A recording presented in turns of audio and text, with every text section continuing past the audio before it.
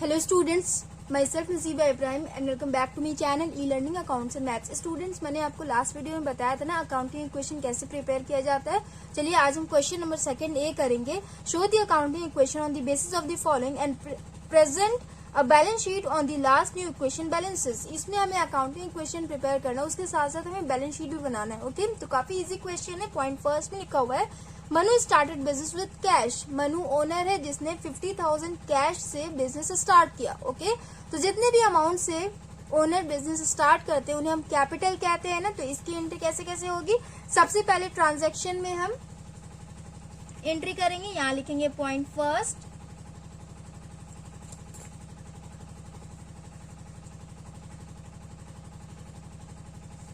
Manu started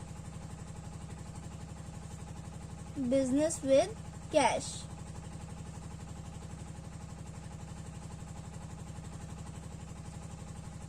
तो इसकी entry कहाँ कहाँ होगी? फर्स्ट एंट्री कैश में होगी एंड सेकंड एंट्री कैपिटल में होगी। ओके, कैश की एंट्री एसेट साइड में होती है ना, तो यहाँ लिखेंगे कैश एंड यहाँ पे हो जाएगा कैपिटल के नीचे कैपिटल। 50,000 से बिजनेस स्टार्ट किया गया, तो यहाँ हो जाएगा 50,000 एंड एक कैपिटल में हो जाएगा 50,000। पॉइंट फर्स्ट समझ में आया?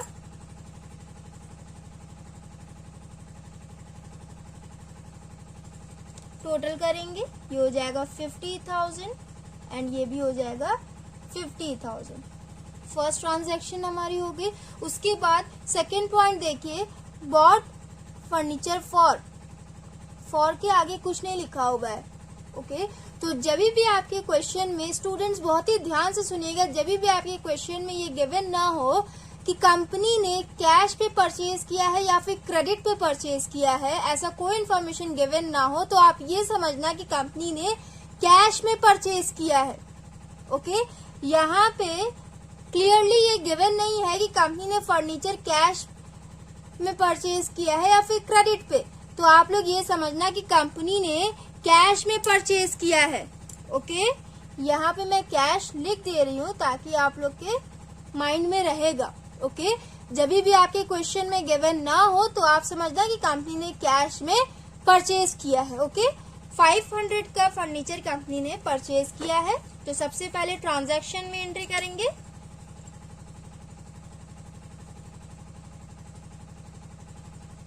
Purchase furniture.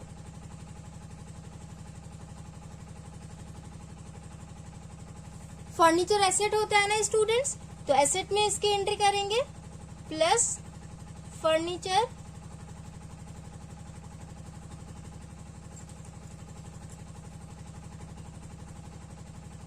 कंपनी ने 500 का फर्नीचर परचेज किया, तो फर्नीचर में हमने 500 लिख दिया। कंपनी ने कैश में परचेज किया, बदले में कंपनी ने कैश पेमेंट किया होगा, तो इस वजह से कैश का वैल्यू डिक्रीज हो गया 500 से, तो कैश में से हम माइनस कर देंगे 500। हो गया? समझ में आया आपको? लास्ट क्वेश्चन में भी ऐसा ट्रांजैक्शन था। यहाँ पे प्लस लिख लीजिए, 49,500 प्लस 500 एंड ये हो जाएगा 50,000। क्लियर हुआ स्टूडेंट्स? उसके बाद थर्ड पॉइंट देखिए, purchase goods on credit. Company ने क्रेडिट पे गुड्स परचेज किया है। 4,000 का गुड्स कंपनी ने क्रेडिट पे परचेज किया है। तो पहले ट्रांजैक्शन की एंट्री करेंगे। पॉइंट थर्ड,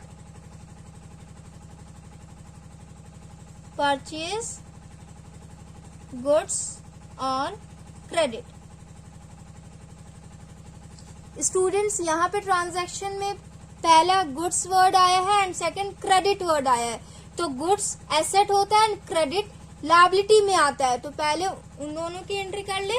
यहाँ लिखेंगे प्लस, गुड्स की जगह पे हम स्टॉक वर्ड यूज करते हैं ना, यहाँ लिखेंगे स्टॉक। स्टूडेंट्स, अकाउंट्स में स्टॉक को गुड्स कहा जाता है। मैंने लास्ट क्वेश्चन में भी आपको एक्सप्लेन किया था, इसमें भी मैंने आपको बता दिया। ओके, एंड क्रेडिट, कंपनी जिनसे भी क्रेडिट पे गुड्स परचेज करती है वो कंपनी के क्रेडिटर्स कहलाते हैं। ओके, एंड क्रेडिटर्स कंपनी की लायबिलिटी होती है। ओके, तो यहाँ लिखेंगे इज इक्वल टू क्रेडिटर्स। हो गया। अब अमाउंट देखिए कैसे लिखेंगे। कंपनी ने 4000 का गुड्स परचेज किया है, तो 4000 से स्टॉक की वैल्यू इंक्रीज होगी, इसके सामने एंड स्टॉक के सामने, यहां लिखेंगे 4000।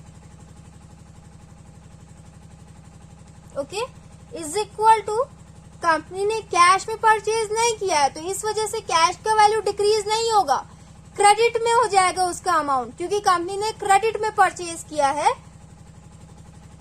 ओके, क्रेडिटर्स में लिख देंगे। समझ में आया स्टूडेंट्स आपको? आई होप आप लोग को ये वाला भी ट्रांजैक्शन समझ में आया होगा।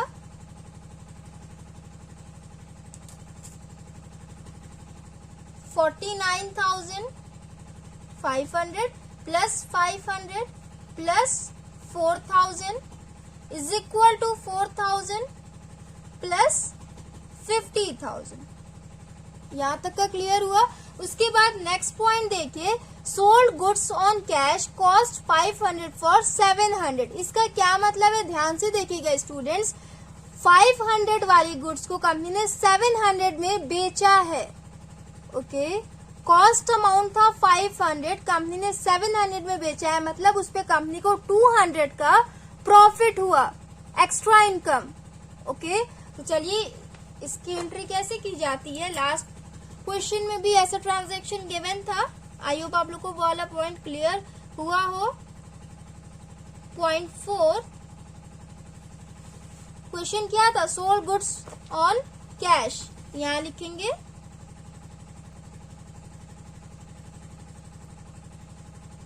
Sold goods on cash. Students, हमेशा स्टॉक में से कभी भी कंपनी अगर स्टॉक सेल करे तो हमेशा हम कॉस्ट अमाउंट को माइनस करते हैं। ओके, किस अमाउंट को माइनस करते हैं, कॉस्ट अमाउंट को। जितने का गुड्स होता है उतने अमाउंट को हम माइनस करते हैं, क्योंकि यहाँ पे कंपनी के पास टोटल 4000 का स्टॉक है, इसमें से कंपनी ने 500 का स्टॉक बेच दिया, तो रिमेनिंग स्टॉक कितना रह गया कंपनी के पास, 3500 का स्टॉक कंपनी के पास रह गया। ओके, अब उस स्टॉक को कंपनी या प्रॉफिट पे बेचे या लॉस पे बेचे, इससे हमें लेना देना नहीं है।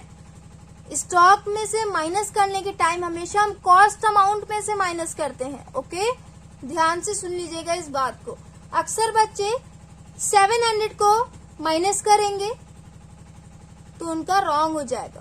ओके, तो 500 के स्टॉक को कंपनी ने सेल किया है, तो वैल्यू डिक्रीज हो गई, तो माइनस कर देंगे 500। ओके, एंड कंपनी ने कैश में सेल किया, बदले में कंपनी ने कैश रिसीव किया, तो कितना कैश कंपनी ने रिसीव किया, कंपनी में कितना कैश आया, टोटल 700 रुपीज कंपनी में आया है। तो इस वजह से कैश का वैल्यू इंक्रीज हो जाएगा ना 700 से, तो यहाँ पे हम ऐड करेंगे। ओके, एंड मैंने आपको बताया था ना, इनकम्स एंड एक्सपेंसेस की एंट्री कैपिटल में भी होती है, तो गुड्स को सेल करने में कंपनी को 200 का प्रॉफिट हुआ है। ओके, तो प्रॉफिट की वजह से कैपिटल का वैल्यू इंक्रीज हो जाता है, तो यहाँ पे 200 को हम ऐड कर देंगे। 3 जगह इसकी एंट्री हो गई। अब चलिए टोटल करते हैं।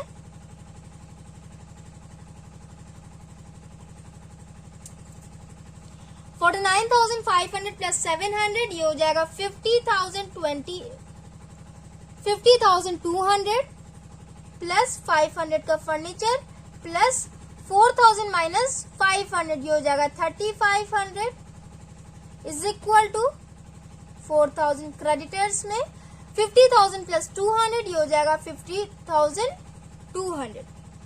यहाँ तक का क्लियर हुआ।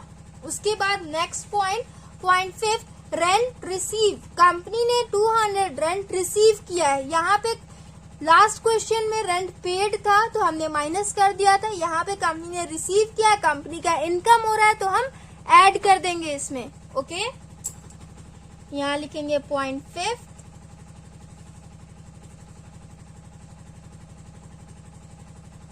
रेंट रिसीव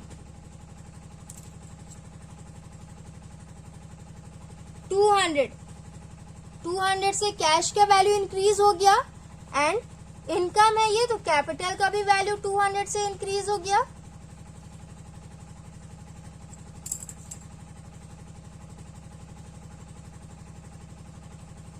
स्टूडेंट्स, कंपनी जब रेंट रिसीव करती है तो उसे हम इनकम कहते हैं, जब कंपनी रेंट पे करती है वो कंपनी के लिए एक्सपेंस होता है। एक्सपेंसेस को हम माइनस करते हैं, इनकम्स को हम ऐड कर लेते हैं।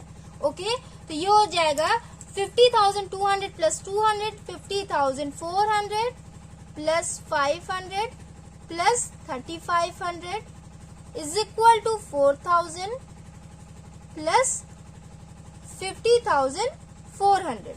यहाँ तक का क्लियर हुआ। उसके बाद नेक्स्ट पॉइंट देखिए, purchase goods for cash. Company ने कैश में गुड्स परचेज किया, 1,000 का गुड्स कंपनी ने परचेज किया, बदले में कंपनी ने कैश पेमेंट किया। ओके, तो यहाँ लिखेंगे पॉइंट 6,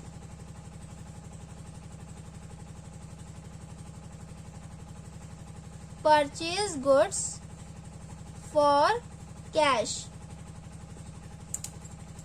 तो कंपनी ने गुड्स परचेज किया, तो इस वजह से गुड्स की तो वैल्यू इंक्रीज हो गई, कितने से, 1,000 से। तो यहाँ पे ऐड करेंगे 1,000 एंड कंपनी ने कैश में गुड्स परचेज किया, बदले में कंपनी ने कैश पेमेंट किया होगा 1,000, तो कैश का वैल्यू 1,000 से डिक्रीज हो गया। कंपनी ने पेमेंट किया है, इस वजह से कैश का वैल्यू डिक्रीज हो गया। हो गई एंट्री, टोटल करिए। 50,400 माइनस 1,000 ये हो जाएगा 49,400 प्लस 500 प्लस 3,500 प्लस 1,000 ये हो जाएगा 4,500 is equal to 4,000 plus 50,400। Students,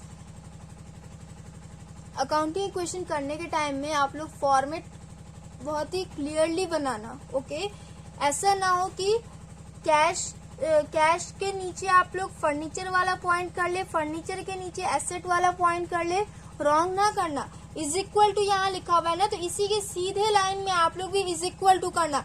liability के नीचे ही क्रेडिटर्स वाले अमाउंट लिखना, कैपिटल के नीचे कैपिटल वाला अमाउंट, तभी क्लियर दिखेगा।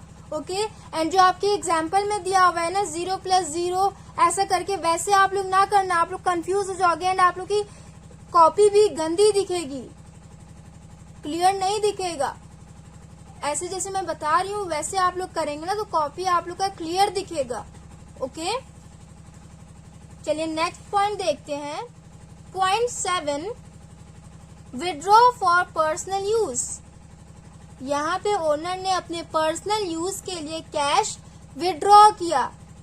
ओके, जब भी आपके क्वेश्चन में ऐसा गिवन हो कि विड्रॉ फॉर पर्सनल यूज, तो इसका मतलब क्या हो रहा है, कंपनी ने क्या विड्रॉ किया, कंपनी ने कैश विड्रॉ किया। ओके, अपने पर्सनल यूज के लिए कंपनी ने कैश विड्रॉ किया। तो ये वाला पॉइंट तो आपको आगे मिलेगा जनरल एंट्री में, बट मैं आपको यही भी थोड़ा सा एक्सप्लेन कर दूं। जब भी आपके क्वेश्चन में गिवन हो विड्रॉ फॉर पर्सनल यूज, तो उसे हम ड्राइंग्स कहते हैं। क्या कहते हैं हम, ड्राइंग्स। इसका मतलब ये होता है ओनर ने कंपनी में से कुछ अमाउंट विड्रॉ कर लिया है अपने पर्सनल यूज के लिए। ओके, ओनर ने कंपनी में से कुछ अमाउंट विड्रॉ कर लिया है, निकाल लिया है अपने पर्सनल यूज के लिए, जिसे हम ड्राइंग्स कहते हैं। एंड ड्राइंग्स एक्सपेंस होता है। ओके, ड्राइंग्स एक्सपेंस होता है, एक्सपेंसेस को हम लेस करते हैं। तो यहाँ पे इसे भी हम लेस करेंगे।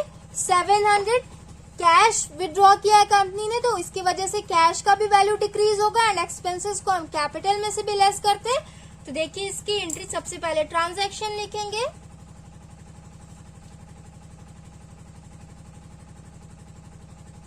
Withdraw for personal use,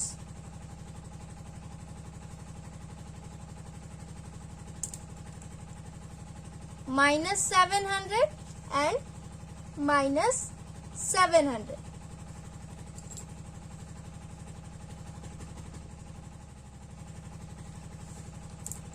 49,400 minus 700 ये हो जाएगा 48,700 plus 500 plus 4,500 is equal to 4,000 plus 50,400 minus 700 ये हो जाएगा 49,700। यहाँ तक का क्लियर हुआ। उसके बाद नेक्स्ट पॉइंट देखिए, पेड टू क्रेडिटर्स। कंपनी ने क्रेडिटर्स को 400 पे किया है। यहाँ पे क्वेश्चन सॉल्यूशन में देखिए, टोटल क्रेडिटर्स को 4,000 पे करना है ना, बट 4,000 में से कंपनी ने सिर्फ 400 का पेमेंट अभी तक किया है। ओके, तो चलिए उसकी एंट्री कर लेते हैं। सबसे पहले ट्रांजैक्शन लिखेंगे, point 8 paid to creditors. Students, company ने कैश पेमेंट किया होगा क्रेडिटर्स को। यहाँ पे क्रेडिटर्स को क्या पे किया जा रहा है, कैश पे किया जा रहा है ना, तो इस वजह से कैश का वैल्यू भी डिक्रीज हुआ होगा 400 से। यहाँ पे माइनस 400 करेंगे एंड क्रेडिटर्स में से भी 400 को माइनस करेंगे। ओके,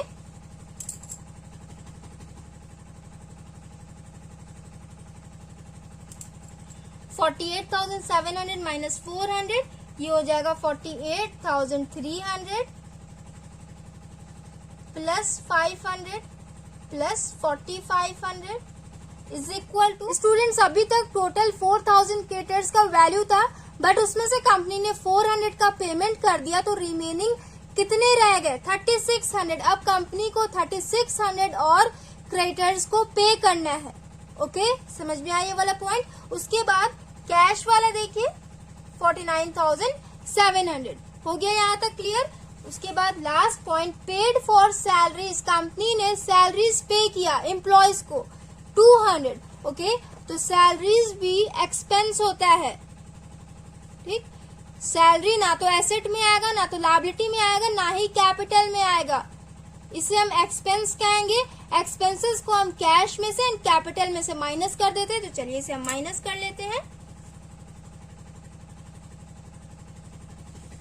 यहां लिखेंगे पॉइंट 9 सैलरीज।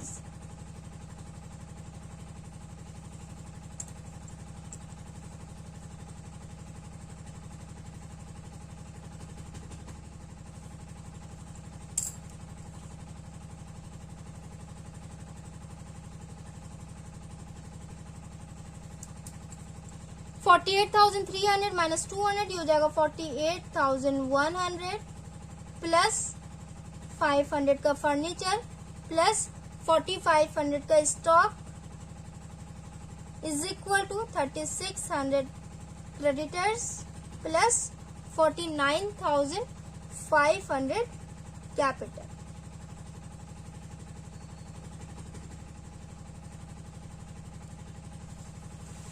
सारे पॉइंट्स खत्म हो गए। अकाउंटिंग इक्वेशन स्टूडेंट्स हमने कंप्लीट कर लिया है। आंसर भी चेक कर लीजिए आप लोग।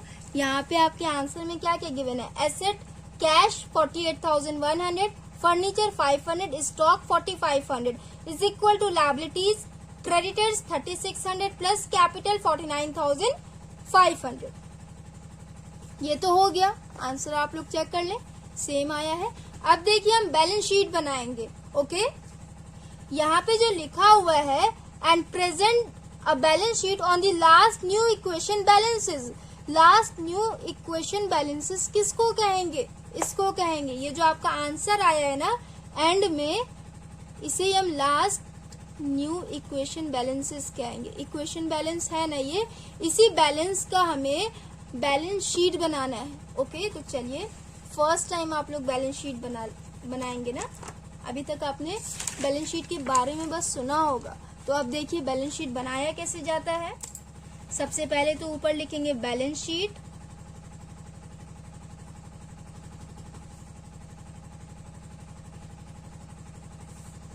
अब देखिए students,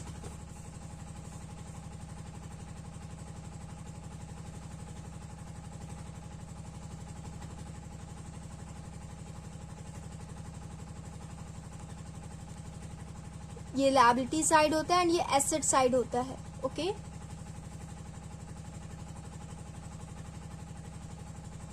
liability side amount, assets amount.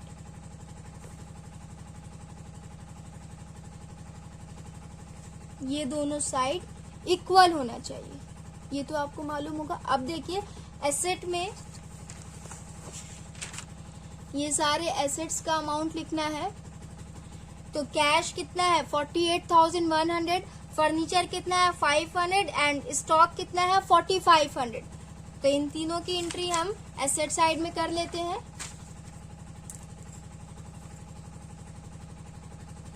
Cash 48,100, furniture 500 and stock 4500. इन तीनों की एंट्री हो गई. अब लायबिलिटी साइड में देखिए, लायबिलिटी साइड में कैपिटल एंड क्रेडिटर्स इन दोनों की एंट्री होगी. तो यहाँ देखिए कैपिटल दिया हुआ है 49,500 एंड क्रेडिटर्स दिया हुआ है 3600. तो यहाँ लिखेंगे कैपिटल 49,500, क्रेडिटर्स 3600. हो गया. अब टोटल कर लेते हैं स्टूडेंट्स.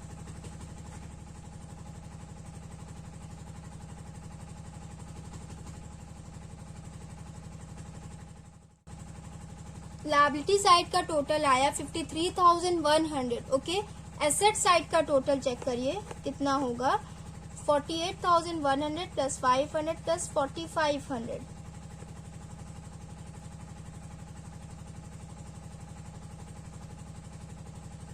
स्टूडेंट्स एसेट साइड का भी टोटल आया 53,100.